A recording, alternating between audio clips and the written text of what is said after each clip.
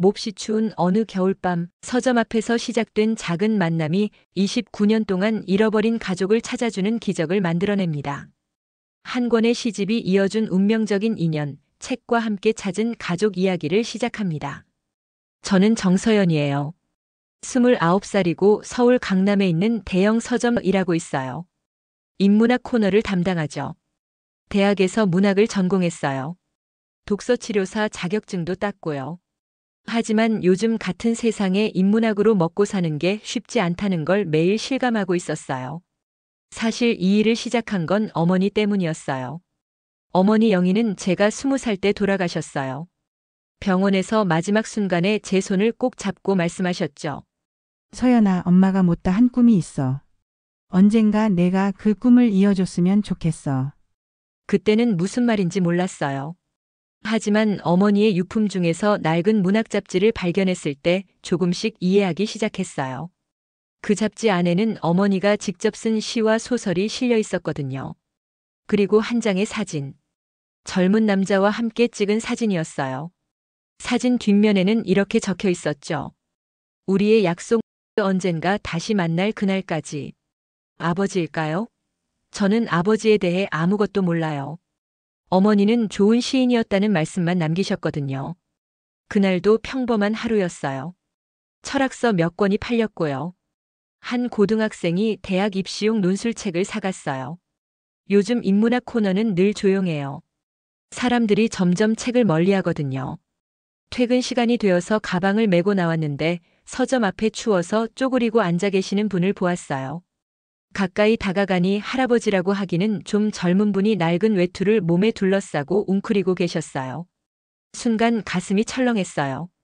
손에는 책을 들고 계시네요. 시집이었어요. 윤동주 시집이었어요. 그냥 할아버지라고 불렀더니 천천히 고개를 들고 저를 바라보셨어요. 주름진 얼굴이지만 어딘지 모르게 품격이 느껴지는 눈빛이었어요. 그런데 그 눈에 깊은 슬픔이 서려 있었어요.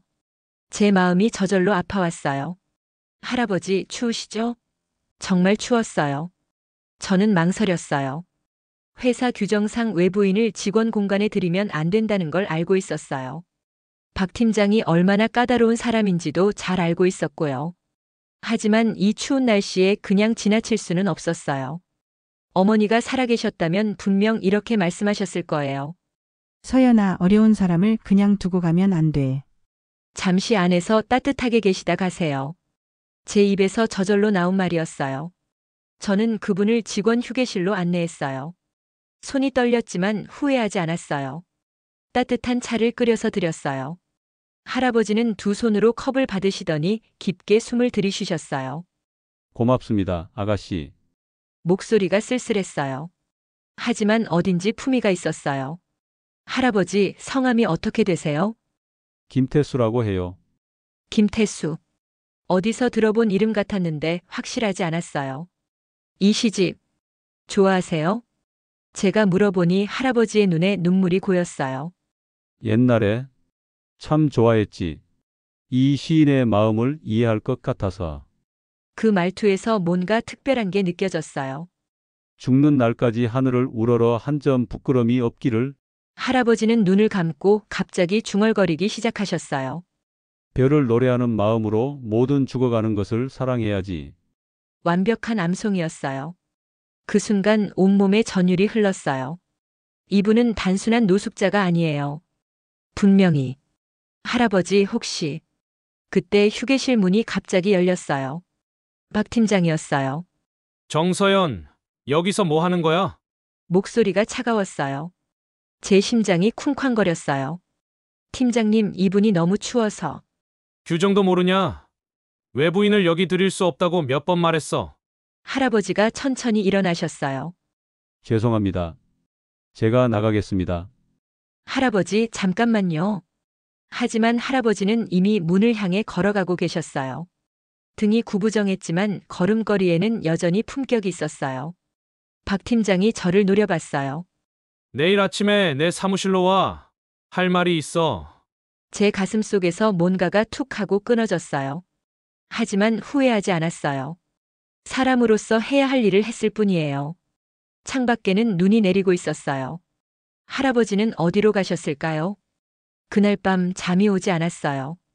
김태수라는 이름이 계속 머릿속을 맴돌았어요. 그리고 그분의 슬픈 눈빛도 분명히 어디서 들어본 이름이에요. 어머니의 일기장을 다시 꺼내봤어요. 거기에 혹시 그 이름이 있을까 해서요. 그런데 정말 있었어요. 김태수 선생님의 시를 읽으면 마음이 편해진다. 언젠가 직접 만나 뵙고 싶다. 1988년에 쓴 일기였어요. 제 손이 떨렸어요. 설마 그분이? 다음 날 아침 평소보다 30분 일찍 출근했어요. 어젯밤 할아버지가 괜찮으셨는지 궁금했거든요. 밤새 마음이 쓰였어요.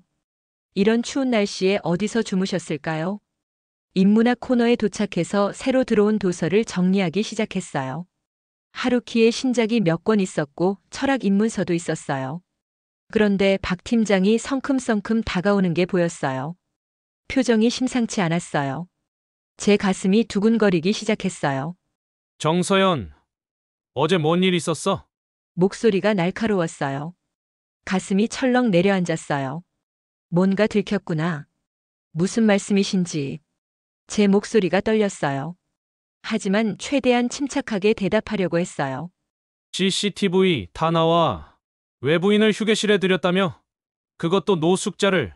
박 팀장의 얼굴이 점점 붉어졌어요. 목에 핏줄이 튀어나올 정도였어요. 순간 제 안에서 뭔가가 툭 하고 끊어졌어요. 박 팀장은 항상 매출 실적만 신경 쓰는 사람이었어요. 인문학 코너가 다른 분야보다 매출이 저조하다며 늘 저를 압박했거든요. 팀장님, 너무 추운 날씨에 그냥 둘 수는 없었어요. 잠깐 따뜻하게 해드린 것뿐이에요. 제가 최대한 정중하게 말했어요. 하지만 제 마음은 이미 단단해져 있었어요. 규정은 규정이야. 요즘 인문학 코너 매출도 바닥인데 이런 일까지? 인사팀에 보고해야겠어. 그 말이 비수처럼 제 가슴에 꽂혔어요. 인사팀 보고라니. 제 손이 떨리기 시작했어요. 이렇게 문제가 될 줄은 정말 몰랐어요. 박 팀장이 휙 돌아서서 사라졌어요. 저는 그 자리에 서서 한동안 움직일 수 없었어요. 주변 동료들이 저를 힐끔힐끔 쳐다봤어요. 다들 무슨 일인지 궁금해하는 눈치였어요. 오후 2시. 인사팀으로부터 면담 요청이 왔어요. 제 핸드폰에 문자가 도착했을 때 손이 너무 떨려서 핸드폰을 떨어뜨릴 뻔했어요. 오후 3시 인사팀 회의실로 오세요. 간단한 문자였지만 제게는 사형 선고처럼 느껴졌어요. 3시가 되어 인사팀 회의실 문을 열었어요. 인사팀장과 박 팀장이 차갑게 앉아 있었어요. 두 사람의 표정이 얼음처럼 딱딱했어요. 앉으세요. 인사팀장이 말했어요. 목소리에 감정이 전혀 없었어요. 저는 떨리는 다리로 의자에 앉았어요. 심장이 너무 빨리 뛰어서 숨쉬기가 힘들었어요. 정서연 씨, 외부인을 직원 전용 공간에 들인 것은 명백한 규정 위반입니다. 직설적이었어요. 변명의 여지를 주지 않는 말투였어요. 제가 규정을 어긴 건 맞습니다. 하지만 추운 날씨에 어르신을 그냥 둘 수는 없었어요. 제 목소리가 조금씩 커졌어요. 후회하지 않는다는 마음이 솟아올랐거든요. 감정적인 판단이 아니라 회사 규정을 따라야죠. 안타깝지만 즉시 해고 조치를 취하겠습니다. 해고. 그 단어가 제 머리를 강타했어요. 머리가 하얗게 변했어요. 해고라니. 어머니 영희의 유품인 낡은 문학 잡지가 떠올랐어요. 그 잡지 때문에 이 서점에 취직했는데, 어머니가 못다 이룬 꿈을 이어가려고 했는데, 개인 물품을 정리하고 오늘 안으로 사원증을 반납해 주세요. 인사팀장의 말이 마치 먼 곳에서 들려오는 것 같았어요. 저는 조용히 고개를 끄덕였어요. 후회는 없었어요. 인간으로서 해야 할 일을 했을 뿐이에요. 책상으로 돌아와서 개인 물품을 정리했어요. 어머니의 일기장, 독서치료사 자격증, 그리고 제가 아끼는 시집 몇 권. 동료들이 저를 바라보는 시선이 느껴졌어요. 어떤 이는 동정하는 눈빛이었고 어떤 이는 그냥 무관심했어요. 민정이가 조용히 다가왔어요. 서연아, 정말 미안해. 내가 뭘 도와줄 수 있을까? 괜찮아. 나도 언젠가는 이곳을 떠날 생각이었어. 거짓말이었어요. 정말 괜찮지 않았어요. 하지만 더 이상 약한 모습을 보이고 싶지 않았어요. 사원증을 인사팀에 반납하고 나왔을 때 하늘에 또 눈이 내리기 시작했어요. 어제와 똑같은 눈이었어요. 그때 문득 생각했어요. 할아버지는 지금 어디 계실까? 제가 도움을 드리지 못한 채로 내쫓겨나는 기분이었어요. 서점을 나서면서 뒤돌아봤어요. 이곳에서 3년을 일했어요. 처음으로 사회에 발을 디딘 곳이었어요. 어머니의 꿈을 이어가려고 했던 곳이었어요. 하지만 이제 모든 게 끝이었어요. 집으로 가는 지하철에서 눈물이 흘렀어요. 참으려고 했지만 참을 수 없었어요. 앞으로 뭘 해야 할까요? 어머니가 살아계셨다면 뭐라고 말씀하셨을까요? 어머니의 목소리가 들리는 것 같았어요. 네, 어머니. 저는 틀린 일을 하지 않았어요. 다시 한 번이라도 그 상황이 온다면 저는 똑같이 할 거예요. 해고당한 지 이틀이 지났어요. 작은 원룸에서 어머니의 유품을 다시 꺼내봤어요. 마음이 복잡할 때마다 이렇게 어머니 물건들을 보곤 했거든요. 낡은 문학 잡지가 있었어요. 표지가 너무 오래되어서 색이 바랬어요. 그 안에 끼워진 미발 표시 한 편. 어머니가 직접 쓰신 시였어요. 제목은 기다림이었어요. 그리고 젊은 남자와 함께 찍은 사진 한 장. 사진 뒷면에는 우리의 약속 언젠가 다시 만날 그날까지라고 적혀 있었어요. 어머니의 예쁜 글씨체였어요. 이 남자가 제 아버지일까요? 29회를 살면서 아버지에 대해 아는 건 좋은 시인이었다는 어머니의 말뿐이었어요. 그것도 아주 가끔 어머니가 우울해 보일 때만 들을 수 있었던 말이었죠. 사진 속 남자는 정말 젊어 보였어요. 어머니와 나이 차이가 별로 안 나 보였고요. 둘 다 행복해 보였어요. 그런데 왜 헤어지셨을까요? 무슨 일이 있었던 걸까요? 그때 핸드폰이 울렸어요.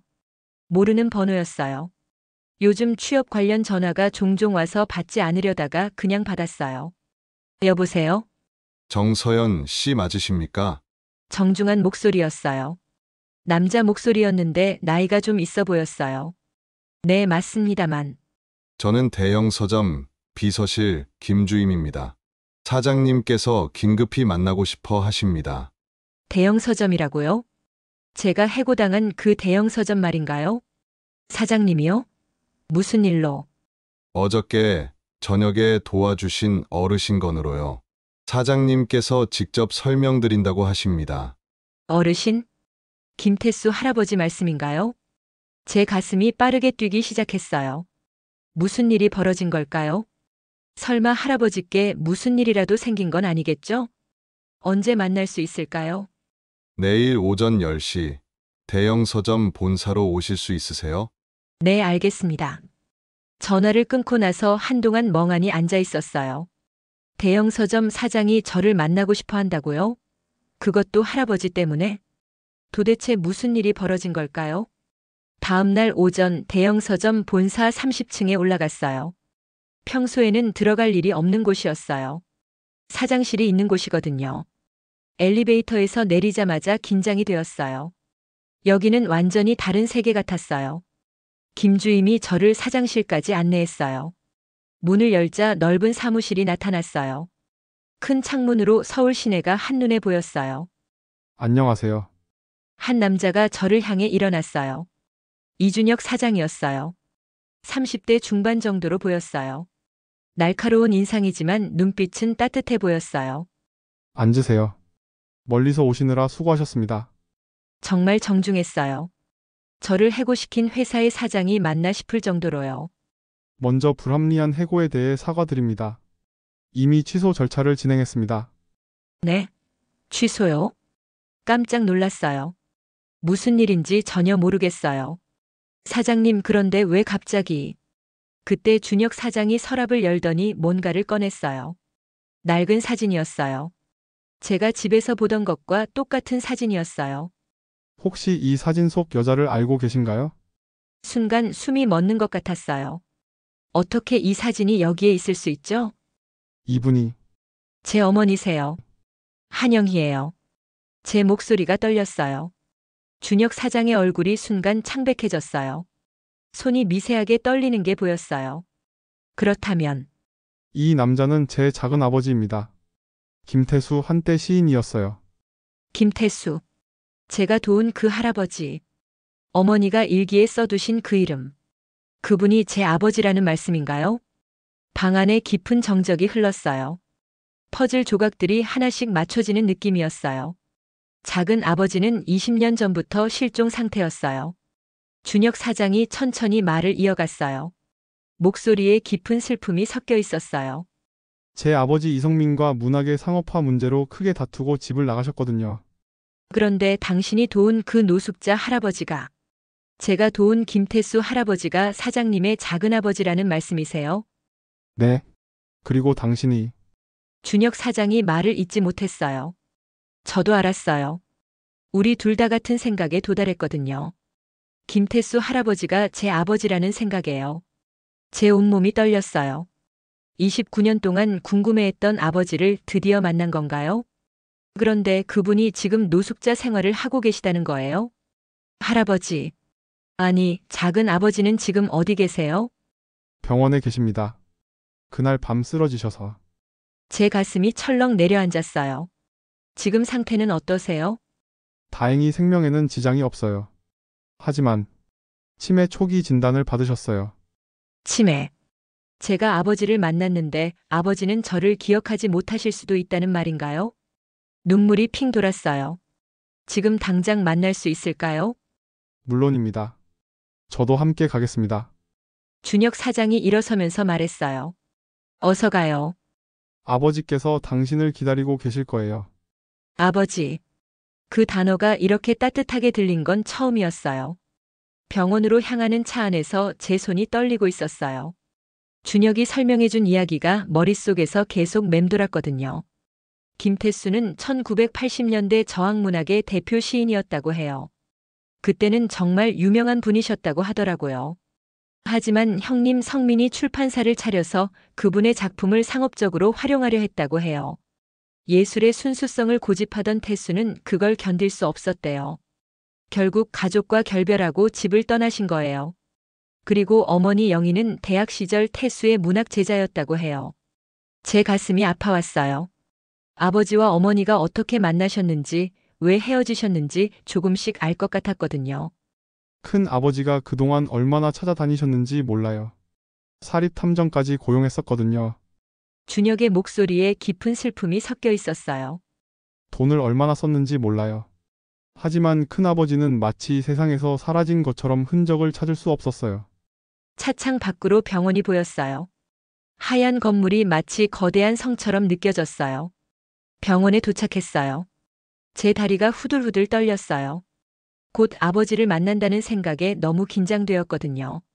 간호사가 저희를 태수 할아버지, 아니, 아버지 병실로 안내했어요. 치매 초기 진단을 받으셨어요. 하지만 아직 기억은 많이 남아 계세요. 간호사의 설명이 제 가슴을 철렁하게 만들었어요. 병실 문 앞에 서자 제 심장이 미칠 듯이 뛰었어요. 준혁이 조용히 문을 열었어요. 창가에 앉아 계신 할아버지가 보였어요. 그분이 천천히 고개를 돌리셨어요. 아, 그 따뜻한 아가씨구나.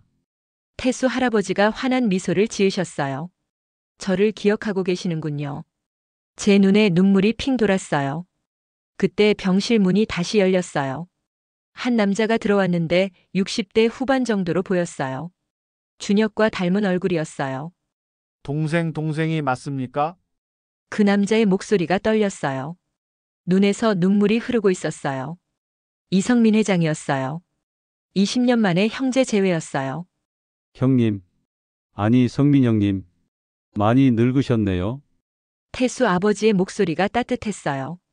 하지만 어딘지 쓸쓸해 보이셨어요. 왜 그동안 연락도 없이 얼마나 찾았는지 아니? 큰 아버지 눈에서 눈물이 계속 흘렀어요. 목소리가 완전히 갈라져 있었어요. 20년 동안 쌓인 그리움이 한 번에 터져 나오는 것 같았어요. 태수 아버지가 형의 손을 꼭 잡으셨어요. 미안해요. 내 고집 때문에 문학이 돈벌이 수단이 되는 게 싫었거든. 그 말씀에서 깊은 후회가 느껴졌어요. 저는 그 모습을 보면서 가슴이 아팠어요. 가족이 이렇게 오랫동안 헤어져 있었다니. 그때 태수 아버지가 저를 바라보셨어요. 그런데 이 아가씨는 누구지? 어디서 많이 본 것 같은데? 순간 제 마음이 철렁 내려앉았어요. 혹시 저를 기억하지 못하시는 건 아니겠죠? 준혁이 아버지에게 제 소개를 했어요. 아버지 이분이 정서연 씨예요. 작은 아버지를 도와주신 분이고, 그리고 한영애 씨의 딸이에요. 한영이. 어머니의 이름이 나오자 방 안의 공기가 완전히 바뀌었어요. 영희. 그 영희가 맞나? 목소리가 떨렸어요. 믿을 수 없다는 표정이었어요. 네. 오래전에 돌아가셨어요. 제가 조용히 대답했어요. 그 순간 큰 아버지가 저에게 다가왔어요. 제 얼굴을 아주 자세히 바라봤어요. 영희와 동생 사이에서 태어난 아이구나. 그 말과 함께 제 눈에서 눈물이 흘렀어요. 29년간 모르고 살았던 아버지를 드디어 만난 거예요. 태수 아버지가 갑자기 일어나셨어요. 눈에서 눈물이 주르륵 흘렀어요. 영희는 어떻게 지냈나? 제 가슴이 미어질 것 같았어요. 어머니는 아버지를 평생 그리워하셨어요. 아버지라고 불러줘서 고맙다. 태수 아버지가 제 손을 꼭 잡으셨어요. 손이 차갑지만 따뜻한 느낌이 들었어요. 내가 영희에게 너무 미안한 일을 했구나. 혼자 아이를 키우게 했다니. 아니에요, 아버지. 어머니는 행복하셨어요. 저 때문에 행복하셨다고 항상 말씀하셨거든요. 거짓말이었어요. 어머니는 가끔 혼자 우시곤 했거든요. 하지만 지금은 아버지를 위로해드리고 싶었어요. 큰 아버지가 저를 바라봤어요. 조카를 이제야 만나는구나. 미안하다, 서연아. 아니에요, 큰 아버지. 그 단어가 제 입에서 자연스럽게 나왔어요. 준혁 오빠가 미소를 지었어요. 이제 우리는 정말 가족이 되었네요. 방 안에 따뜻한 기운이 흘렀어요. 비록 늦었지만 우리는 드디어 한자리에 모인 거예요. 태수 아버지가 창밖을 바라보시며 말씀하셨어요. 영희야, 우리 딸을 잘 키워줘서 고마워. 그 말씀을 들으면서 저는 울음을 참을 수 없었어요. 어머니도 하늘에서 기뻐하고 계실 거예요. 그로부터 한 달이 지났어요. 저는 대형 서점으로 다시 돌아왔어요. 하지만 이번에는 전과 완전히 달랐어요. 단순한 인문학 코너 직원이 아니었거든요. 새로 신설된 문학치료 코너의 책임자가 되었어요. 제 가슴이 뿌듯했어요. 어머니가 꿈꾸셨던 일을 드디어 시작할 수 있게 되었거든요. 매주 토요일 오후에는 특별한 시간이 있어요. 치매를 앓고 계신 어르신들과 함께 독서 모임을 진행해요. 처음에는 어떻게 해야 할지 몰라서 걱정했어요. 하지만 태수 아버지가 빠지지 않고 참석해 주세요. 아버지는 처음에는 기억을 잃으셨다가도 시를 읽어드리면 조금씩 되찾으시곤 해요. 죽는 날까지 하늘을 우러러 한 점 부끄럼이 없기를. 오늘도 아버지는 윤동주의 시를 완벽하게 암송하셨어요. 그 모습을 보는 성민 큰아버지의 얼굴에 환한 미소가 번졌어요. 동생은 정말 대단해요. 아직도 그렇게 완벽하게 기억하시다니. 큰아버지가 감탄하며 말씀하셨어요. 다른 어르신들도 박수를 쳐주셨어요. 아버지의 얼굴이 자랑스러워 보였어요. 독서 모임이 끝나고 아버지와 큰아버지가 저에게 다가오셨어요. 서연아, 네. 태수 아버지가 저를 부르셨어요. 네, 아버지. 이제는 아버지라는 말이 자연스럽게 나와요. 처음에는 어색했는데 말이에요. 그날 나를 그냥 지나치지 않아줘서 고마워. 덕분에 우리 모두 다시 만날 수 있었어. 아버지의 목소리가 떨렸어요. 눈에 눈물이 고여 있었어요. 저는 아버지의 손을 꼭 잡았어요. 따뜻한 손이었어요. 아버지, 저야말로 감사해요. 이제 진짜 가족이 생겼으니까요. 너 때문에 우리 가족이 다시 하나가 되었어. 정말 고마워. 큰 아버지도 눈물을 흘리셨어요. 준혁 오빠가 저희를 바라보며 미소를 지었어요. 정말 기적 같은 일이에요. 문학이 우리를 다시 만나게 해준 거죠. 맞아요. 문학이 맺어준 운명적인 인연이에요. 책 한 권으로 시작된 우연한 만남이 이렇게 큰 기적을 만들어냈어요. 어머니 영희도 하늘에서 기뻐하고 계실 거예요. 저녁 식사 자리에서 성민 큰 아버지가 놀라운 소식을 전해주셨어요. 서연아, 내가 하는 문학치료 프로그램을 다른 병원에서도 도입하고 싶어 해. 어떻게 생각해? 정말요? 그렇게 되면 더 많은 분들을 도울 수 있겠네요. 제 마음이 뛰었어요. 제가 하는 일이 다른 사람들에게도 도움이 된다는 게 너무 기뻤거든요.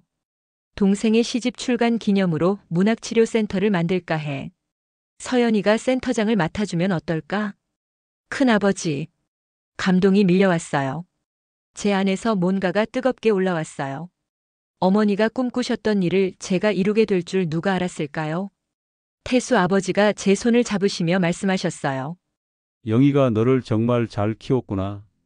내가 이렇게 훌륭한 사람이 되어서 아버지가 자랑스러워. 대형 서점의 문학치료 코너에는 오늘도 따뜻한 이야기들이 흘러가고 있어요. 그리고 그 이야기의 중심에는 늘 가족이 있어요. 진정한 가족이요. 밤하늘에 별이 반짝였어요. 어머니가 저희를 축복해 주시는 것 같았어요. 이제 저는 정말 행복해요. 가족과 함께, 꿈과 함께, 사랑과 함께요. 이와 비슷한 이야기 알고 계시면 댓글 달아주세요. 감사합니다.